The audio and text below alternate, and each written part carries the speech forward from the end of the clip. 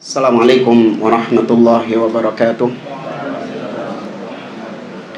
Innal hamdalillahi nahmaduhu wa nasta'inuhu wa nastaghfiruh wa na'udzu billahi min shururi anfusina wa min sayyiati a'malina. Man yahdihillahu fala mudilla lahu wa man yudlil fala hadiya lahu. Wa ashhadu an la ilaha illallah wahdahu la syarika lahu wa ashhadu anna Muhammadan abduhu wa rasuluh. Ya ayyuhalladzina amanu taqullaha haqqa tuqatih wa la tamutunna illa wa antum muslimun. Ya ayyuhan nasu taqu rabbakumul ladzi khalaqakum min nafsin wahidah wa khalaqa minha zawjaha wa batha minhuma rijalan katsiran wa nisaa'a wattaqullaha alladzi tasaaluna bihi wal arham innallaha kana 'alaikum raqiba. Ya ayyuhalladzina amanu taqullaha wa qulu qawlan sadida yuslih lakum a'malakum wa yaghfir lakum dhunubakum wa may yuti'illaha wa rasulahu faqad faza fawzan 'azima. Amma ba'd, fa inna asdaqal hadithi kitabullah wa khairal hadi hadi Muhammadin sallallahu alaihi wasallam wa syarrul umuri muhdatsatuha wa kullu muhdatsatin bid'ah wa kullu bid'atin dhalalah wa kullu dhalalatin finnar. Ma'asyiral muslimin, ikhwani fillah, rahimani wa rahimakumullah. Alhamdulillah, segala puji bagi Allah Subhanahu wa taala yang mempertemukan kita kembali dalam kajian kitab Al-Qawaidu Al-Muthlah oleh Syekh Muhammad bin Shalih Al-Utsaimin rahimahullahu ta'ala. Kita masih membahas muqaddimah yang disampaikan oleh beliau, yaitu muqaddimah tentang atau muqaddimah yang berkaitan dengan khutbatu al-hajah. Kalau di buku terjemahnya itu halaman 25 itu, yang tulisan Arabnya itu, sampai pada ucapan sallallahu alaihi wa ala alihi wa ashabihi wa man tabi'ahum bi ihsanin wa sallama tasliman. Semoga Allah mencurahkan sholawatnya kepada beliau dan kepada alihi, kepada keluarga beliau, dan kepada ashabih, kepada para sahabat beliau, dan yang mengikuti mereka, mengikuti para sahabat bi ihsan, dengan baik, wasallama, dan semoga Allah memberikan salam tasliman, sebagai penekanan dengan sebenar-benarnya salam. Dan kita baca di sini syarah dari Syekh Muhammad bin Shalih Al-Utsaimin. Kata beliau, sallallahu alaihi, ini salawat, hadhihi jumlatun khabariyatun lakinnaha bimakna du'a. Kata-kata sallallahu alaihi ini kalau dalam bahasa Arab adalah kalimat kabar, mengabarkan Allah bersolawat kepada Nabi, tapi kandungannya itu adalah doa. Seperti misalnya kalau kita mengatakan fulan rahimahullah, itu rahimahullah itu secara bahasa kalimatnya itu adalah kalimat berita. Fulan telah dirahmati oleh Allah, ya kan? Tapi itu bukan memberitakan, hakikatnya itu adalah harapan, mendoakan. Fulan semoga dirahmati Allah. Nah, itu kan berarti harapan. Jadi antum kalau mengucapkan fulan rahimahullah, itu memastikan enggak kalau fulan itu pasti dirahmati? Tidak. Tapi itu adalah harapan, semoga dirahmati Allah Subhanahu wa taala. Maka sama di sini salawat, semoga Allah memberikan salawat. Fa anta idza qulta sallallahu alaihi fa ka'annama taqulu Allahumma shalli alaihi. Maka engkau ketika mengatakan Muhammad sallallahu alaihi wasallam, maka seakan-akan engkau mengatakan Muhammad Allahumma sholli alaihi, ya Allah berikan sholawatmu kepada beliau. Seakan-akan itu adalah doa. Bukan seakan-akan, memang itu doa. Nah, kemudian wassalatullahi alaihi hiya inda katsirin minal ulama thana'uhu ala 'abdihi fil mala'il a'la. Nah, salawat Allah kepada Nabi itu maksudnya adalah pujian Allah kepada Nabi di hadapan para malaikat-malaikat. Jadi ketika Allah mengatakan salawat, innallaha wa malaikatahu yusholluna 'alan nabi, itu maksudnya Allah bersolawat kepada Nabi, Allah memuji Nabi SAW. Memang ada khilaf di antara para ulama tentang makna solawat Allah itu maksudnya apa. Allah bersolawat, setidaknya ada 3 pendapat di kalangan para ulama. Yang pertama, solawat itu maksudnya rahmat. Allah bersolawat kepada Nabi, maksudnya Allah merahmati Nabi. Jadi ketika kita mengatakan salli Allahumma salli ala Muhammad, itu maksudnya ya Allah rahmatilah Muhammad. Ini pendapat pertama. Pendapat kedua, salawat Allah maksudnya adalah ampunan, yaitu maghfirah. Sehingga orang yang mengucapkan Allahumma salli ala Muhammad, itu maksudnya Allahumma ghfir li Muhammad. Ya Allah, ampunilah Muhammad. Sedangkan pendapat ketiga ini yang disebutkan tadi, yaitu tsana'ullah alaihi indal mala'il a'la. Pujian Allah kepada Nabi SAW, artinya Allah memuji Nabi di hadapan para malaikat yang ada di sisinya. Nah, yang paling rajih di antara 3 pendapat itu yang mana? Yang terakhir. Karena kalau dikatakan sholawat itu artinya rahmat, maka ini terbantahkan dengan firman Allah dalam surat Al-Baqarah, alladzina idza asabathum musibah qalu inna lillahi wa inna ilaihi raji'un ulaika alaihim salawatun mir rabbihim wa rahmah. Mereka itulah orang-orang yang mendapatkan sholawat dari Rabb mereka dan mendapatkan rahmat. Tuh, dibedakan antara sholawat dan rahmat. Berarti rahmat dan sholawat ini 2 hal yang berbeda. Maka nggak bisa dikatakan sholawat itu artinya merahmati. Meskipun ada sisi kandungan sholawat itu adalah merahmati juga. Sedangkan yang kedua, sholawat itu artinya maghfirah, ampunan. Ini juga terbantahkan dengan salah satu riwayat dalam doa sholat jenazah.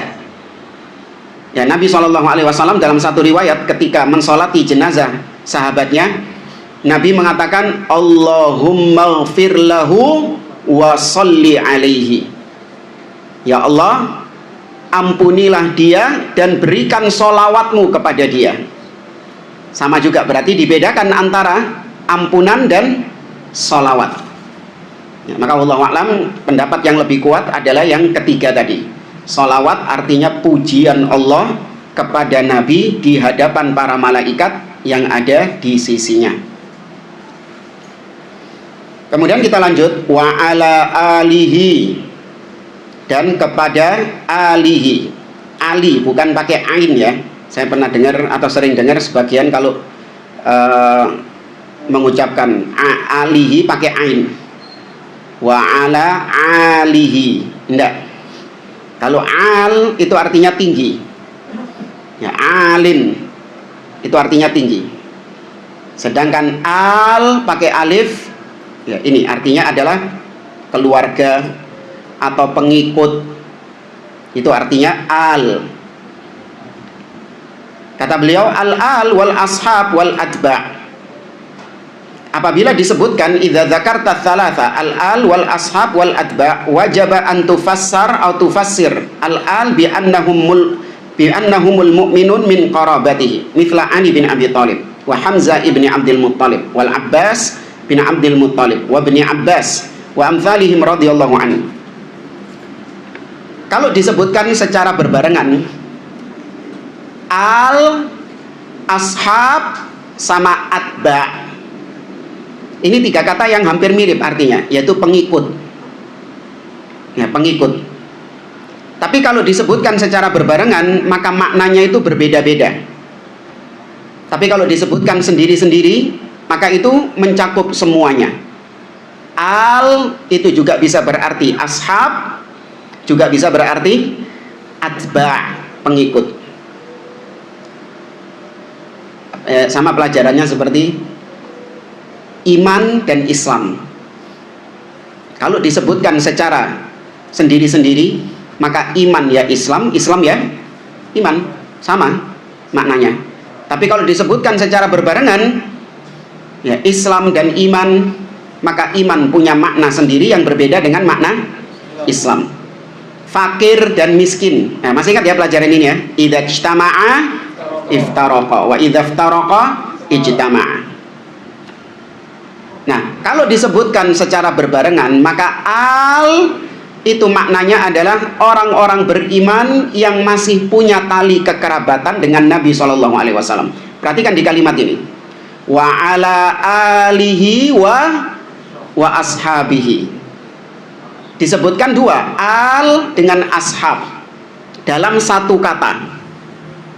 Maka berarti al itu punya makna sendiri, ashab punya makna sendiri. Artinya, kalau beliau cuma menuliskan wa ala alihi, tidak pakai wa ashabihi, maka berarti alihi di sini mencakup semua, ashabi juga. Nggak cuma yang punya kekerabatan sama Nabi, tapi juga semua sahabat masuk di dalam kalimat tersebut. Bahkan semua pengikut Nabi Muhammad SAW.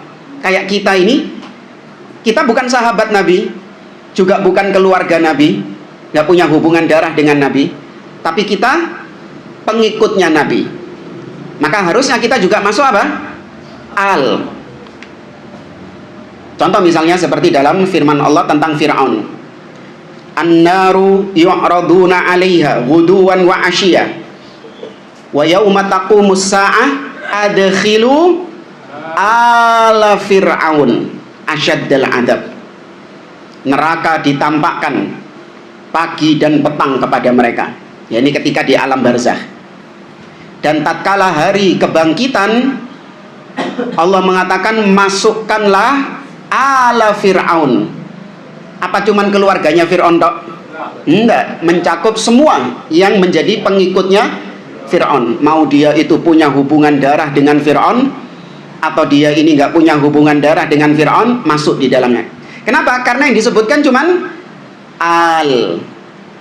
Yang disebutkan cuman al.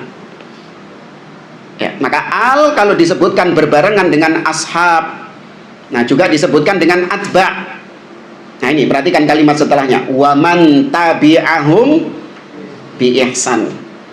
Ya, maka al itu berarti artinya orang-orang mukminin yang masih punya tali kekerabatan dengan Rasulullah, seperti Ali bin Abi Thalib, Hamzah bin Abdul Muttalib, Al-Abbas bin Abdul Muttalib, Ibnu Abbas, kemudian juga putra-putri beliau Fatimah, ya, kemudian demikian juga Zainab, ya, Ummu Kulthum dan yang lainnya yang punya tali kekerabatan dengan Nabi. Apa Abu Lahab gak disebut? Lo kan punya tali kekerabatan dengan Nabi. Di atas keimanan. Ya, yang di atas keimanan. Adapun kalau punya tali kekerabatan tapi dia tidak beriman kepada Nabi, maka terputus tali kekerabatannya. Wa idza dzukiral al wahda saral al jami'ul atba'. Tuh. Kalau al itu cuma disebutkan ijenan sendirian, maka al itu mencakup semua pengikut Nabi Muhammad SAW. Kayak kita kalau tasyahud mengatakan Allahumma sholli ala Muhammad wa ala ali Muhammad kama shallaita ala Ibrahim wa ala ali Ibrahim. Maka al di situ disebutkan sendirian. Berarti itu bukan cuma keluarga Nabi saja, tapi juga mencakup sahabat Nabi yang nggak punya hubungan kerabat, dan mencakup siapa? Pengikutnya Nabi. Ya, mencakup pengikutnya Nabi juga. Fa idza qila Allahumma shalli ala Muhammad wa ala ali Muhammad fal muradu bi alihi kullu man tabi'ahu man ittaba'ahu ala dini. Mencakup semua yang mengikuti Nabi SAW di atas agamanya. Walihada naqulu innar rajula idza qala Allahumma shalli ala Muhammad wa ala ali Muhammad faqad da'a li nafsihi. Kita katakan, kalau ada orang yang mengucapkan tadi Allahumma sholli ala Muhammad wa ala ali Muhammad, ya Allah berikanlah sholawat kepada Muhammad dan pengikut Muhammad, maka sejatinya dia mendoakan siapa?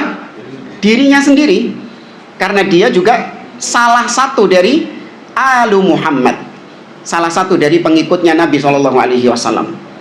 Li'annahu mimman ittaba'ahu wa idza dzukiral alu wal ashab saral alu kullaman ittaba'ahu wal ashabu akhassu fayakunu min babi atfil khas alal am. Ini dari sisi bahasa ya. Kalau disebutkan al dan ashab secara berbarengan, nggak pakai atba, maka berarti al itu mencakup umum, baik yang punya tali kekerabatan dengan Nabi ataupun yang nggak punya tali kekerabatan dengan Nabi. Pokoknya pengikut Nabi itu al. Sedangkan ashab ini lebih khusus lagi, yaitu pengikut Nabi yang pernah bertemu Nabi SAW. Itu ashab. Dipaham ya? Kalau disebutkan cuma 2 tok, atau kesimpulannya lah, kalau disebutkan 3, al, ashab, dan atba', maka al berarti yang punya tali kekerabatan dengan Nabi, ashab sahabat Nabi yang pernah bertemu dengan Nabi, sedangkan atba' pengikut Nabi umum, siapapun yang nggak punya tali kekerabatan dan yang bukan sahabat masuk di dalam kalimat atba'. Iki nek disebut no telu-telu nih jejer kayak gini. Sedangkan kalau disebutkan cuma 2 saja, alihi wa ashabihi, al dan ashab, maka kita masuk yang bagian mana? Al atau ashab? Al. Kita masuk yang al. Sedangkan ashab itu lebih khusus lagi, yaitu pengikut Nabi al Muhammad yang pernah berjumpa dengan Nabi SAW. Itu maksud beliau. Maka jadilah ini dalam bahasa Arab susunannya adalah atful khas alal am, yaitu penyebutan yang khusus setelah penyebutan yang umum. Kan disebutkan al ini lebih umum, mencakup pengikut Nabi siapapun. Setelah menyebutkan al, menyebutkan yang khusus, yaitu ashab. Sajane ashab ini kan sudah masuk kemana? Al. Kalau dalam Al-Quran seperti apa? Naam, tanazzalul malaikatu warruh. Pada malam Lailatul Qadar, Allah malaikat-malaikat turun. Tanazzalul malaika, turun silih berganti. Warruh dan Jibril. Loh, Jibril sakjane wis mlebu ndi? Wis mlebu malaikat, sudah masuk ke umuman malaikat, tapi dikhususkan penyebutannya. Ala kulli hal. Kemudian wa ashabihi. Ashab jam'u sahib. Ya, ashab itu bentuk plural jamak dari sahib. Humul ladzina jitama'u bir Rasul sallallahu alaihi wasallam wa sallama mu'minina bih. Wa sallam mu'minina bih. Ya, humul ladzina ijtama'u bir Rasul sallallahu alaihi wasallam wa ala alihi wasallam mu'minina bih wa matu ala dzalik. Sahabat Nabi adalah yang bertemu Nabi SAW, beriman kepada beliau dan mati di atas keimanannya. Maka ini definisi sahabat secara apa? Pernah kita sampaikan ada 3. Apa dan apa. Sahabat kalau disebutkan itu ada 3 pengertiannya. Sahabat secara apa, dan secara apa. Antum harus bisa bedakan ini. Kalau enggak, antum ditipu sama Rafidhah, Syiah. Ada yang masih ingat? Sahabat secara apa dan apa? Hah? Iya betul. Yang definisi tadi. Naam, barakallahu fiik. Pengertian sahabat yang dimaksud yang kita sebutkan tadi itu secara syar'i. Definisi secara syar'i, yaitu yang pernah berjumpa dengan Nabi, menlakian Nabi SAW, mukminan bihi, beriman dengan Nabi, wa mata ala dzalik, dan matinya juga di atas keimanan. Maka ini definisi sahabat secara pengertian syar'i. Ada sahabat secara apa tadi? Lughawi dulu, secara bahasa, atau enggak secara budaya dulu aja biar nggak bingung antum. Secara urf, sahabat secara urf maknanya adalah man aktsaru suhbah, ya, man aktsaru suhbah, yaitu yang lebih intens persahabatannya dengan Nabi, lebih dekat persahabatannya dengan Nabi. Sehingga Abu Bakar kalau dibandingkan dengan Abu Hurairah, maka secara urf yang lebih dekat dengan Nabi siapa? Abu Bakar As-Siddiq. Maka di sini antum nggak usah bingung kalau membaca hadis tentang 70.000 orang yang masuk surga tanpa hisab, tanpa adab. Dimana ketika Nabi memberitahukan ada 70.000 orang masuk surga tanpa hisab, tanpa adab, maka sahabat-sahabat itu mengatakan, fala'allahum sahibu Rasulullah. Oh, beeta sing 70.000 iki adalah sahabatnya Rasulullah. Loh, padahal sing ngomong iku ya sapa? Sahabat pisan. Secara syar'i. Yang ngomong itu juga sahabat, tapi sahabat secara syar'i. Maksudnya mereka 70.000 itu jangan-jangan yang sahabatnya Nabi, berarti sahabat secara urf. Mereka nggak masuk karena mereka ngerasa nggak lebih dekat dengan Nabi SAW. Pernah terjadi cekcok antara, atau jadi pertanyaan aja, tapi hadiahnya habis ya Ma ya. Nabi mengucapkan la tasubbu ashabi, jangan kalian mencela sahabatku. Ini Nabi ucapkan kepada siapa dan gara-gara apa? Para sahabat yang mencela Abu Bakar. Bukan itu asbabul wurudnya. Terjadi cekcok antara siapa? Abu Bakar dan Umar. Bukan. Abdurrahman bin Auf dan Abu Bakar As-Siddiq. Ya, pernah terjadi perselisihan antara Abdurrahman bin Auf dan Abu Bakar. Khalid ibnul Walid, afwan. Khalid ibnul Walid. Terjadi cekcok antara Abdurrahman bin Auf dan Khalid ibnul Walid. Maka Nabi mengatakan kepada Khalid, jangan kau mencela sahabatku. Loh, padahal Khalid juga sahabat Nabi. Tapi kalau dibandingkan Abdurrahman bin Auf dan Khalid, mana yang lebih dekat? Abdurrahman bin Auf. Ya. Nah, yang ketiga, sahabat secara lughawi, secara bahasa. Maka ini mencakup semua orang yang berada di sekitar Nabi, baik dia mukmin ataupun kafir.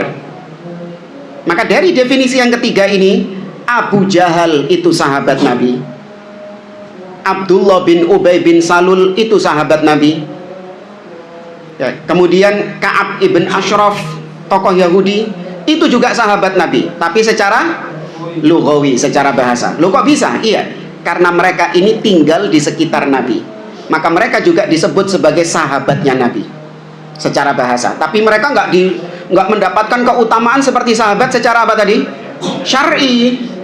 Iya, jangan nanti dipelintir. Oh, berarti kalau nyebutin Abdullah bin Ubay bin Salul radhiyallahu anhu tak kaplok. Enggak. Kalau nyebutin Abu Jahal radhiyallahu anhu tidak. Mereka disebut sahabat karena hidup di sekitar Nabi. Di antara dalilnya adalah firman Allah dalam surat An-Najm. Wan najmi idza hawa ma dhalla sahibukum. Sahabat kalian ini bukanlah orang yang sesat. Ini arah pembicaraannya kepada siapa? Orang-orang musyrikin, kafirin. Wahai orang-orang musyrikin, sahabat kalian ini bukan orang sesat. Tuh, siapa yang dimaksud sahabat kalian ini? Nabi SAW. Allah menyebut mereka, menyebut Nabi sebagai sahabat mereka. Iya, hak. Demikian juga dalam surah At-Takwir, wa ma sahibukum bimajnun. Sohib kalian ini bukan orang gila. Maksudnya adalah Nabi SAW. Itu arah pembicaraannya kepada kaum musyrikin. Nah, di sini kaum Rafidhah bermain-main.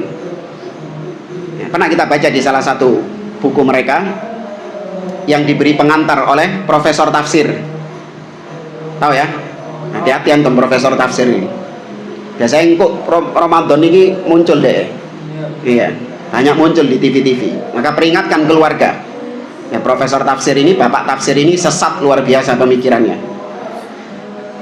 Mereka mengatakan, kalian ini kok heran kami mencela sahabat. Memang nggak semua sahabat itu baik kok, kata mereka. Nggak semua sahabat itu baik.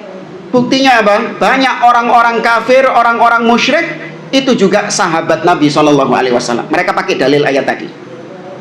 Tuh, Allah sendiri mencela sahabat. Atau misalnya dalam hadis ketika Umar ibn Khattab minta izin membunuh Abdullah bin Ubay bin Salul, gembong musyrikin. Kata Nabi, "La, jangan dibunuh. Hatta la yuqal anna Muhammadan qatala ashabahu." Jangan dibunuh, wahai Umar. Aku khawatir nanti orang-orang akan mengatakan Muhammad membunuh sahabatnya sendiri. Yaitu maksudnya Abdullah bin Ubay bin Salul, munafik. Tuh, Abdullah bin Ubay saja disebut sebagai sahabat. Padahal dia musyrik, padahal dia kafir, padahal dia munafik. Maka nggak semua sahabat itu baik, nggak semua sahabat itu muslim, nggak semua sahabat itu mukmin. Nggak usah heran kalian kalau kita ini mencela sahabat. Nah, orang yang nggak tahu pembagian tadi bingung, iya ya. Tibakno ya ono sahabat sing musyrik, sahabat yang sesat. Maka ini kalau tidak memahami tiga definisi tadi. Yang urf tadi juga beriman gitu. Ya bang? Yang berdasarkan urf tadi juga beriman gitu. Ya, yang urf tadi itu beriman juga, tapi dia ini lebih khusus dari yang syar'i. Kalau syar'i itu kan umum, yang dekat sama Nabi, yang jauh dari Nabi, pokoknya tahu petuk Nabi, ketemu Nabi, pernah beriman dengan Nabi dan mati di atas keimanannya, dia disebut sahabat. Masih pisan tok ketemu Nabi. Meskipun cuma sekelebetan ketemu Nabi, sudah satu kali itu tak ketemu Nabi terus nggak pernah ketemu lagi, dia sudah dikatakan sahabat. Tapi kalau yang urf tadi, nah itu lebih intens. Dia pasti sahabat. Iya, dia pasti sahabat secara syar'i. Nah, itu lebih khusus lagi, penyebutan lebih khusus lagi. Kalau di kehidupan kita sehari-hari kan membedakannya teman sama sahabat. Oh iya, aku koncoku. Ya konco tok, ya kan, sekedar kenal, sekedar say hi, sapa. Tapi kalau sudah sahabat, itu konco plek. Hah? Konco plek ya, CS. Ya. Konco kental ya ini. Kayak umbel lagi. Dari wong-wong. Tapi ala kulli hal, kata beliau, wala yushtaratu 'alal qawli sahih tulu as-suhbah. Dan tidak dipersyaratkan sahabat secara syar'i itu ada syarat harus sekian tahun bersahabat dengan Nabi, nggak ada. Ini wallahu a'lam membantah ahlil bidah, terutama dari kalangan yang paling utama yang kita dapat ini dari kalangan Hizbut Tahrir, dengan tokohnya pendirinya siapa? Taqiyuddin An-Nabhani. Dia itu mempersyaratkan bahwasanya sahabat itu harus pernah jihad bersama Nabi sekian kali. Itu baru dikatakan sahabat. Atau dia bertemu Nabi itu sekian tahun. Ya, dia sekian tahun berjumpa bersama Nabi, bersahabat dengan Nabi. Itu baru dikatakan sahabat. Tapi kalau cuma sekali, dua kali, apalagi masuk Islamnya itu di akhir-akhir masa Nabi SAW sebelum meninggal, maka ini nggak termasuk sahabat. Maka dengan ini dia mengeluarkan banyak sahabat-sahabat. Termasuk yang paling pingin dikeluarkan adalah siapa? Muawiyah. Ada lagi Hamalatul Hadithah Abu Hurairah radhiyallahu anhu. Kok bisa Abu Hurairah sahabat 3 tahun tok bertemu Nabi SAW? Ya, tapi meriwayatkan banyak hadis, bahkan paling banyak meriwayatkan hadis adalah 5.000 lebih Abu Hurairah radhiyallahu anhu. Mereka berusaha untuk menjatuhkan kredibilitas Abu Hurairah, bukan person Abu Hurairahnya yang ingin dijatuhkan, tapi yang diinginkan apanya? Hadis yang dibawa sama Abu Hurairah itu gugur semuanya. Bal mata ijtama'a bihi aqalla ijtima'in wa huwa mu'minun bihi fahuwa sahib. Bahkan kalaupun ada seorang yang bertemu Nabi dengan jangka waktu yang paling sebentar, ya, dengan waktu yang paling sebentar pernah ketemu Nabi SAW. Bahasa kita saknyuan. Oh, nasi lebih sebentar dari itu. Nggak ngerti saknyuan deh. Sekilas pernah ketemu Nabi SAW dalam kehidupannya, ya, bukan mimpi, ya. Iya, kalau mimpi ketemu Nabi tidak dikatakan sahabat Nabi SAW. Meskipun kita nggak mengingkari, iya, ada mimpi ketemu Nabi itu, tapi juga harus dicocokkan dengan syama'il, ya, dengan fisik, ciri fisiknya Nabi SAW. Kita nggak mengingkari mimpi bertemu Nabi, karena itu hak. Nabi sendiri yang bersabda, man ra'ani fil manam faqad ra'ani fa inna syaitan la yatamatsalu bi. Barang siapa yang melihatku dalam mimpinya, dia benar-benar melihatku, karena syaitan tidak bisa menyerupaiku. Orang yang bermimpi ketemu Nabi tidak dikatakan sahabat Nabi. Dan setelah wafatnya Nabi, tidak ada yang berjumpa dengan Nabi. Mustahil, dan harus kita tolak kalau ada orang yang mengaku-ngaku ketemu Nabi dalam kondisi terjaga. Apa mana sampai mendelik-mendelik, ya kan? Sampai mendelik ketemu Nabi, Nabinya datang kemana? Maulid.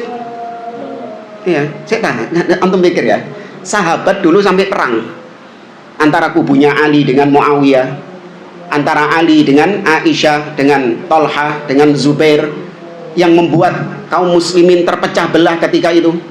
Bukankah itu saat yang tepat Nabi SAW hadir, menengahi, memberikan solusi bagaimana mendamaikan para sahabat-sahabatnya itu. Bahkan zaman-zaman setelahnya semakin kelam lagi, munculnya ahlul bidah, sehingga umat terombang-ambing iki sing tepak sing ndi iki. Semua kelompok mengaku sebagai Islam yang benar.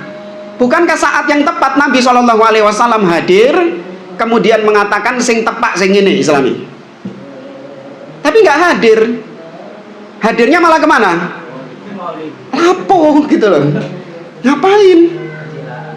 Aisyah, Fatimah ditinggal mati sama Nabi SAW, sedih. Iya, sedih, ditinggal meninggal sama Nabi SAW. Nabinya nggak hadir juga. Kemudian ada manusia yang hidup dari abad sekian, gak kenal sama Nabi, belani Nabi metu teko kubur, belani kuburannya Nabi goyang, ya kan, mencium lututnya, naudzubillah. Ya, maka tidak ada sahabat orang yang bertemu Nabi setelah wafatnya Nabi. Maka sahabat semuanya itu ketemu Nabi ketika Nabi masih hidup, ya, tatkala Nabi masih hidup. Wa hadhihi min khasaisin Nabi sallallahu alaihi wasallam.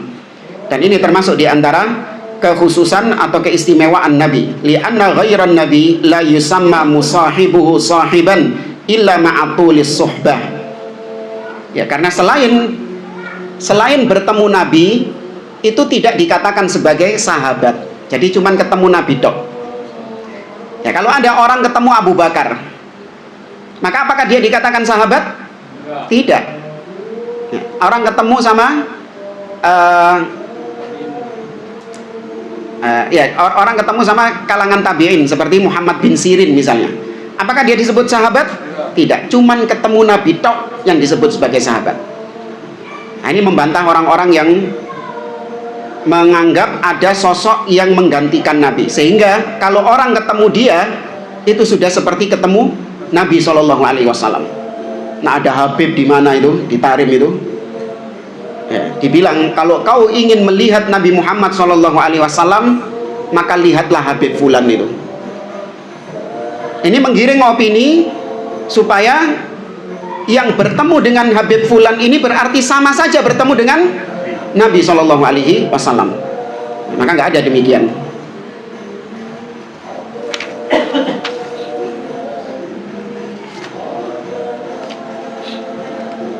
Kemudian kalimat yang berikutnya, waman tabi'ahum bi ihsan, dan yang mengikuti mereka dengan baik. Mereka di sini siapa berarti? Al dan ashab. Ya, al dan ashab, dan yang mengikuti mereka dengan baik. Kata Syekh Utsaimin dalam syarahnya, lam yakul man tabi'ahum faqat. Tidak dikatakan yang mengikuti mereka, titik. Ada tambahan bi ihsan. Ya, bal qayyada man tabi'ahum bi ihsan. Diikat dengan kata-kata bi ihsan.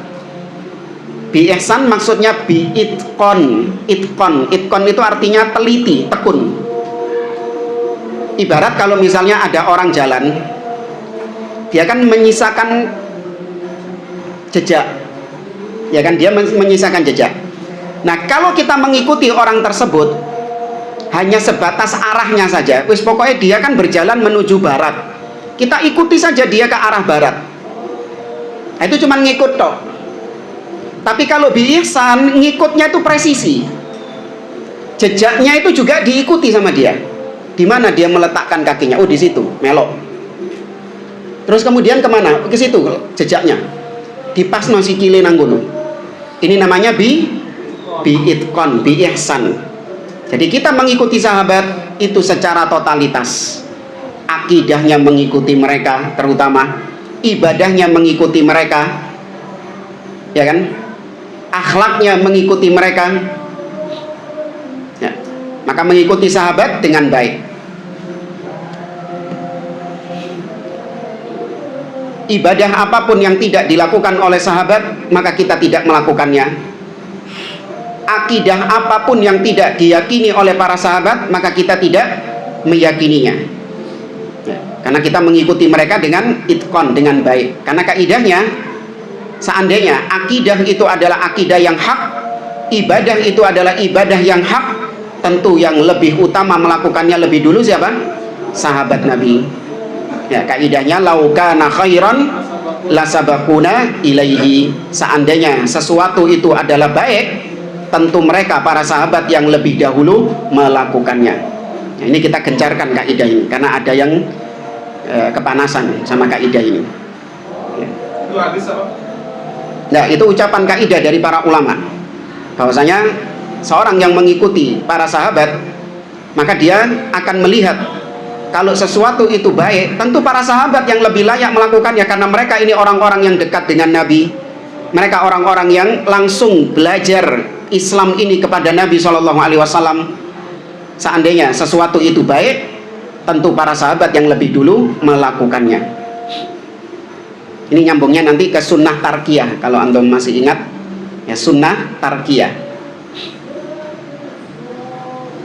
Kama qayyadallahu ta'ala dzalika fi qawlihi, sebagaimana Allah juga mempersyaratkan dalam firman-Nya, was-sabiqunal awwalun minal muhajirin wal ansar walladzina tabauhum bi ihsan. Ada kata-kata bi ihsan, diikat dengan bi ihsan. Wala budda min hadzal qaid, dan harus diikat dengan ikatan ini. Li'anna katsiran minan nas yaqulu innahum muttabi'un, karena ada sebagian orang mengatakan bahwasanya mereka ini adalah para pengikut salaf, mengikuti salaf. Walakin lam yuhsinu al-mutaba'ah. Tapi kalau dicek ternyata mereka tidak totalitas dalam mengikuti salaf. Prasmanan, sing enak dimeloi, sing gak ditinggalkan. Kayak misalnya kaum Sururiyah, kelompok Sururiyah. Mereka ini hampir keseluruhannya mirip dengan Ahlus Sunnah, terutama dalam asma wa sifat, mirip dengan Ahlus Sunnah, seakan-akan tidak ada bedanya dengan Ahlus Sunnah. Tapi ketika berbicara tentang masalah pemimpin, penguasa, maka mereka menolak akidah salaf untuk mendengar dan taat kepada pemimpin. Bahkan ada yang terang-terangan mengatakan, saya itu sebenarnya suka, cocok dengan kajian-kajian salafi, ya, kajian-kajian salafi cocok saya, bagus, cuman satu tok yang saya nggak mau ikuti. Apa itu? Ya, kalau sudah ngomong tentang ketaatan kepada pemimpin, penguasa. Iku gak cocok belas aku. Kalau dalam masalah asma wa sifat, dalam masalah wala wal bara, dalam masalah bid'ah, cocok saya dengan salafi ini. Tapi nek wis ngomong masalah pemimpin, nggak cocok. Ya, padahal akidah tentang taat kepada pemimpin ini merupakan akidahnya siapa? Salaf, akidahnya para sahabat.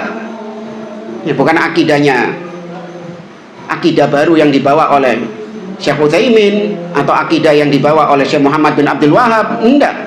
Ini sudah ada sejak zaman salaf dan itu dicantumkan oleh para ulama dalam kitab-kitab akidah mereka. Hampir semua kitab-kitab akidah mencantumkan bab ini. As-sam'u wa ta'ah, mendengar dan taat kepada pemimpin kaum muslimin. Kemudian wasallama taslima. Ya, dan semoga Allah memberikan salam. Akadal fi'la bil masdar. Di sini dikuatkan kata kerjanya dengan masdar, yaitu taklima. Taklima itu dalam bahasa Arab masdar dari taklima. Sallama yusallimu taslima. Ya, dikuatkan. Sama seperti firman Allah, wa kallamallahu Musa taklima. Taklima di situ fungsinya untuk menguatkan. Allah berbicara kepada Nabi Musa taklima, dengan sebenar-benarnya pembicaraan. Ya. Dari sisi i'rab itu maf'ul mutlak, demi untuk menguatkan kata kerjanya. Kallama. Sama di sini. Sallama taslima. Wa sallamahum ay waqahum minal adza wad darar. Ya. Salam menyelamatkan, semoga diselamatkan. Maksudnya adalah dijaga dari segala macam mudarat dan segala macam bahaya. Wa alaihi fa fis salati husulul matlub wa fis salami zawalul makruh. Ada sholawat, ada salam. Kalau sholawat itu kita memohon kepada Allah agar Nabi mendapatkan apa yang diinginkan, yaitu Nabi ingin supaya dipuji sama Allah, Nabi ingin supaya dimasukkan, Nabi ingin supaya mendapatkan rahmat Allah, Nabi ingin supaya mendapatkan ampunan Allah. Itu sholawat. Sedangkan salam itu Nabi mendapatkan zawalul makruh, dihilangkan segala yang tidak disukai sama Nabi. Diambil dari kata-kata salam. Salam artinya yang selamat dari segala macam cacat, selamat dari segala macam aib. Kita kalau selesai sholat zikirnya Allahumma antas salam. Ya Allah, engkau adalah as-salam. As-salam artinya alladzi yaslam min kulli aibin wa naqsin, yang selamat dari segala macam cacat dan aib.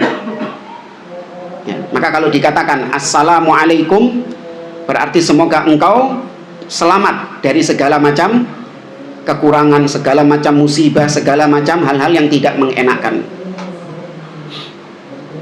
Baik, selesai dari mukaddimah ini. Sekarang kita baca, atau sebelumnya kalau ada yang mau ditanyakan dulu aja. Jadi kita ini sudah berapa pertemuan? 4 ini. Oh 3, ini pertemuan ketiga. Jadi 3 pertemuan cuman bahas innal hamdalillah sampai wasallama taslima. Ya nggak apa-apa ya, nggak kesusu kan antum? Hah? Nah, kalau ada mau ditanyakan dulu silakan. Baik, kalau tidak ada kita baca di sini matannya. Ya. Tidak ada yang bawa matannya lagi. Yang bahasa Arab berapa orang?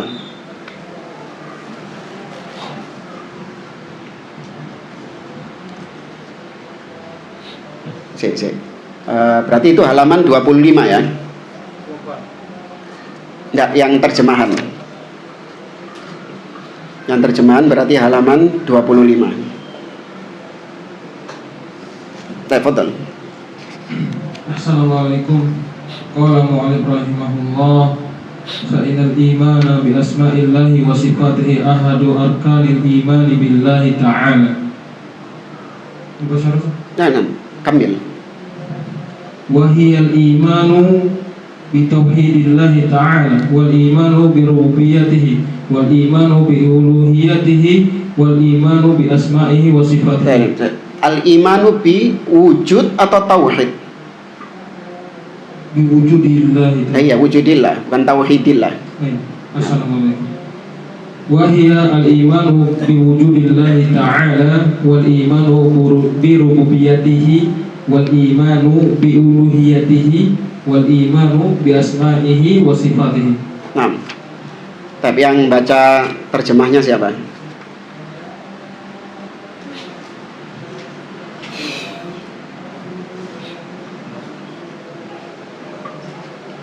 Ya, betul. Tuh. Gantian, apa? Gantian antum aja. Bismillah. Iman kepada nama dan sifat Allah adalah salah satu rukun iman kepada Allah Ta'ala.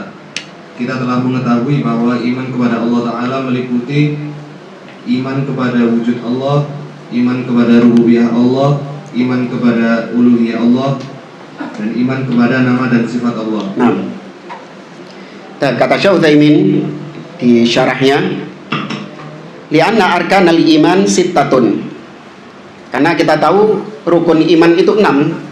Nah, kan tadi beliau mengatakan iman kepada Allah salah satu dari 6 rukun iman. Karena rukun iman itu 6, yaitu al-imanu billah wa malaikatihi wa kutubihi wa rusulihi wal yaumil akhir wal qadari khairihi wa syarrihi. Wa hadzal ruknul ladzi huwa al-imanu billah lahu arba'atu arkan. Nah, 6 rukun iman tadi salah satunya rukun yang pertama iman kepada Allah. Iman kepada Allah itu ada 4 kandungannya. Ya, iman kepada Allah itu ada 4 kandungannya. Fal awal, yang pertama, al-imanu biwujudi, mengimani wujudnya Allah. Wujud itu artinya ada. Ya, wujud itu artinya ada, keberadaan Allah. Allah itu ono, exist, dia itu. Bukan tidak ada. Tapi Allah itu ada wujudnya, ada eksistensinya. Kayak misalnya kalau saya katakan yang tidak ada wujudnya seperti apa ya, kata-kata yang tidak ada yang tidak ada wujudnya, yang abstrak, ya abstrak. Kayak misalnya pikiran antum. Pikiran antum itu ada wujudnya enggak? Tidak ada wujudnya. Tidak ada wujudnya pemikiran antum itu. Tapi itu sesuatu yang abstrak. Nah, Allah tidak seperti itu, tapi Allah itu ada wujudnya, ono. Ada Mu'tazilah, kelompok Mu'tazilah meyakini bahwa mizan, timbangan pada hari kiamat itu tidak ada wujudnya, tapi dia itu hanya sebatas abstrak, simbol bahwa Allah itu maha adil.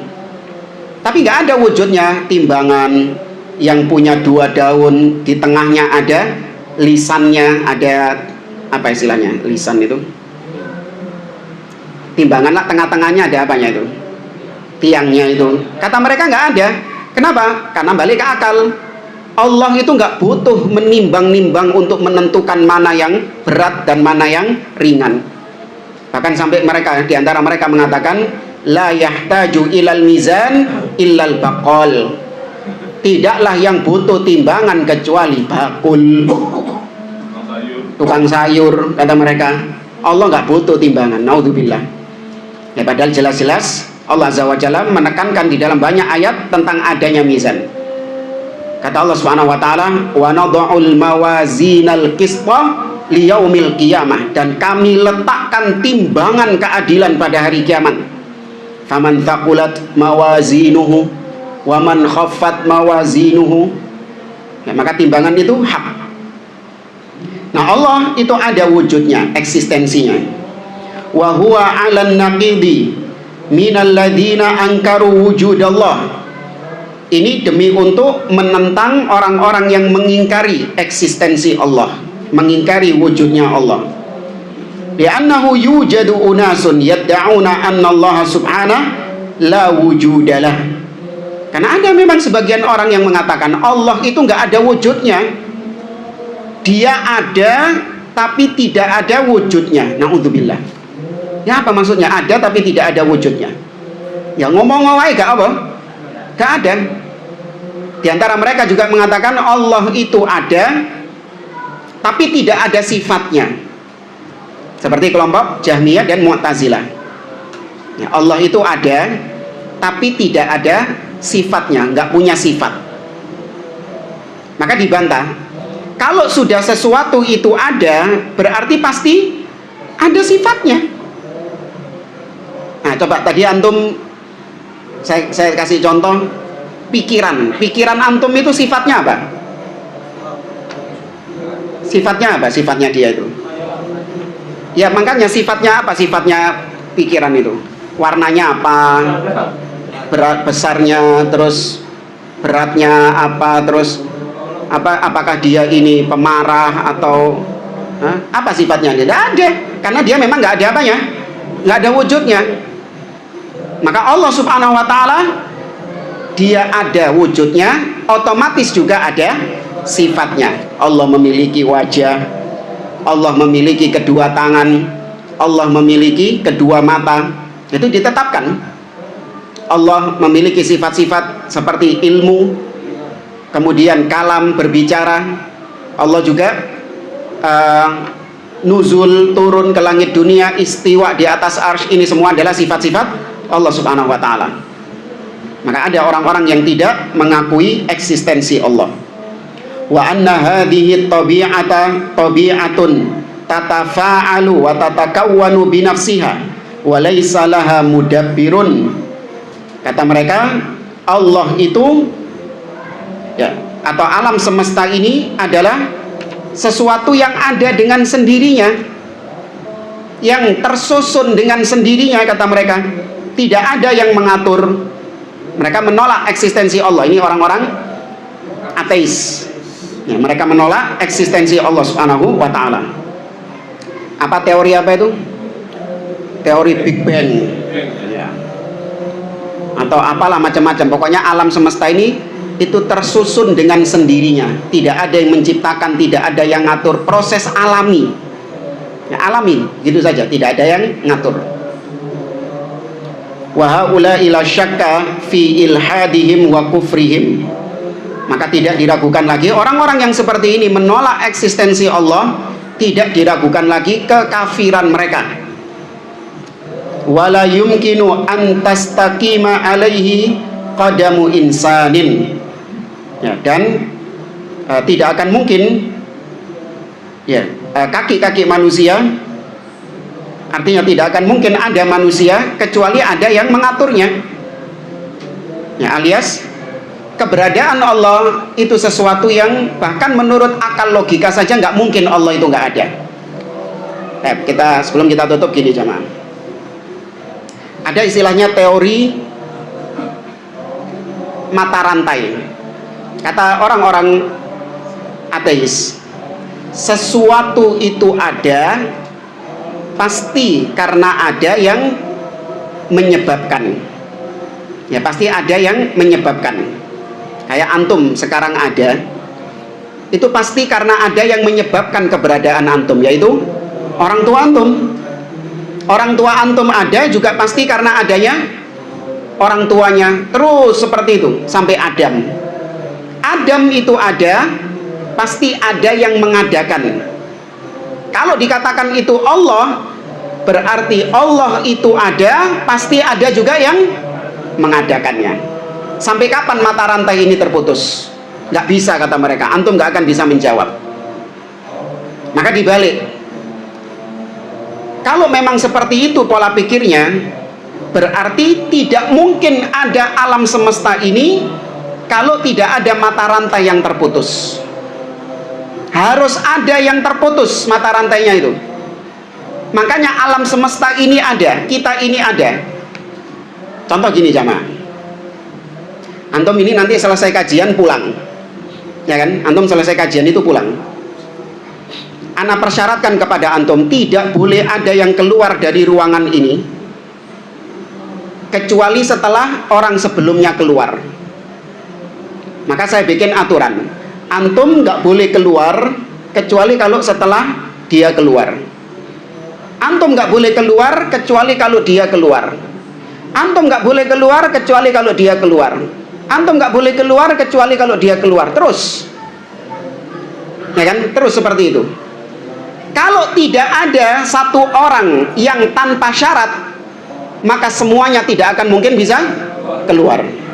Harus ada satu orang yang dia bisa keluar tanpa harus ada syarat yang mendahuluinya.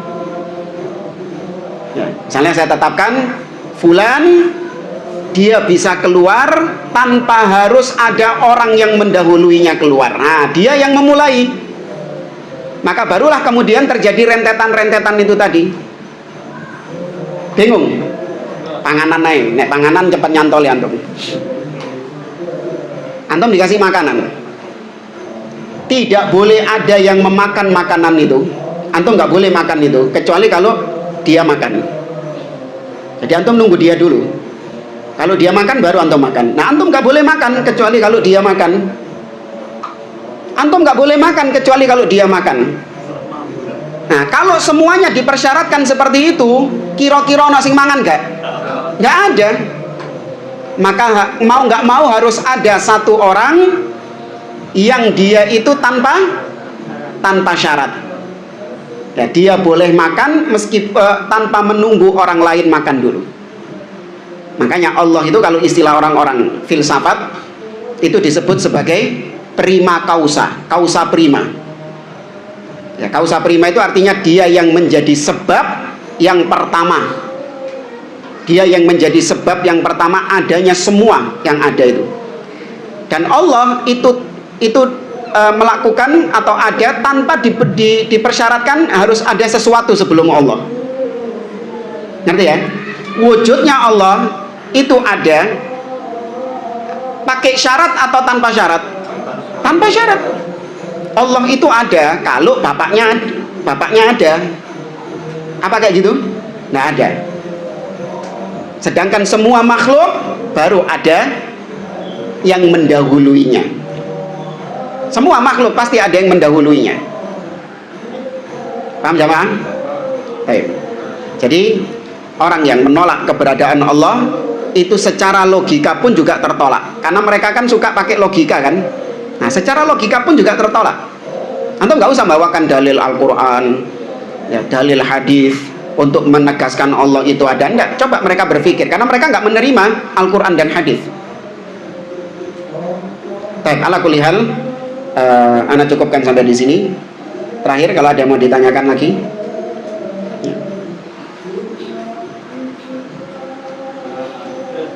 Mic-nya.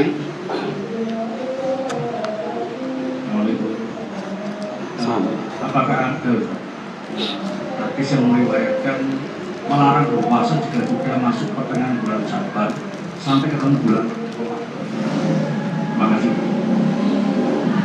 Iya. Ada hadis yang berbunyi demikian, yaitu idzan tasafa nisfur Ramadan. Oh ya, idzan tasafa nisfu min Sya'ban fala tabda'u bisiyam. Apa itu? Apa hadisnya itu?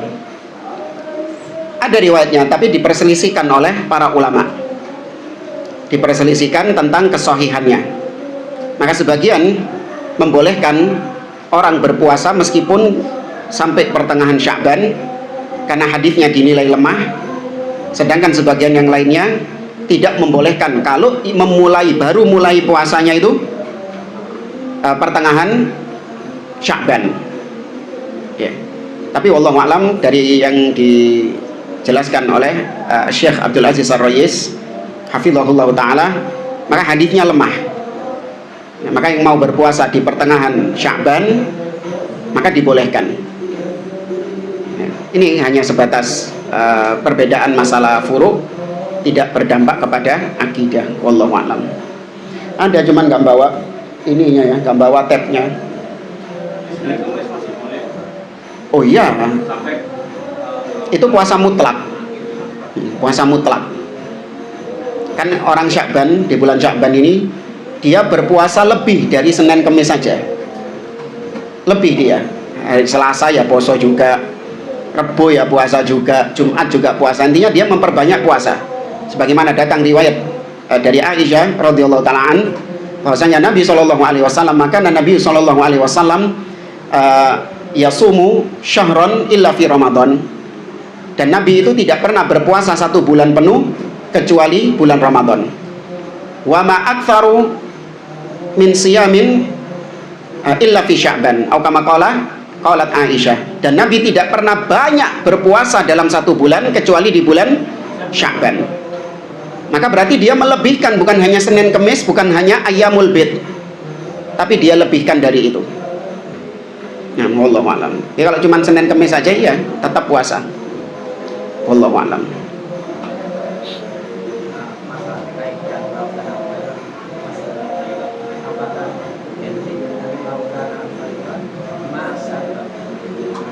Ya kalau mau pakai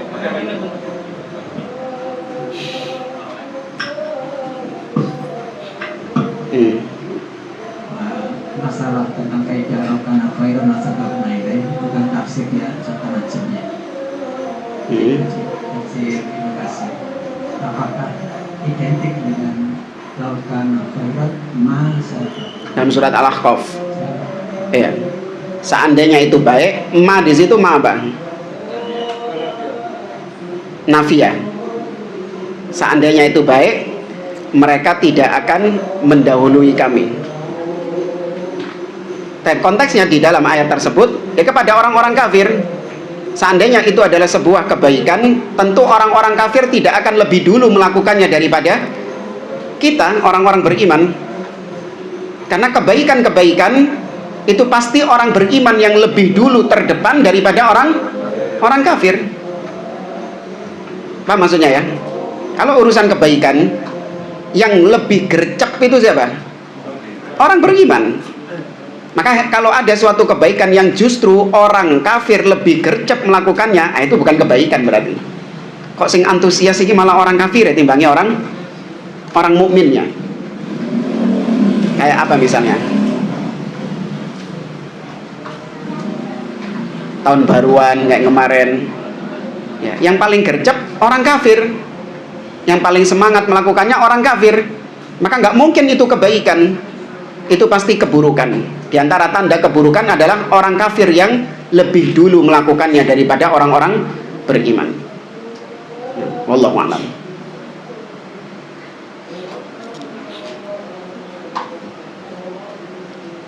Lagi? Tapi kalau tidak ada, kita akhiri. Subhanakallahumma wa bihamdik, asyhadu an la ilaha illa anta astaghfiruka wa atubu ilaik. Assalamualaikum warahmatullahi wabarakatuh.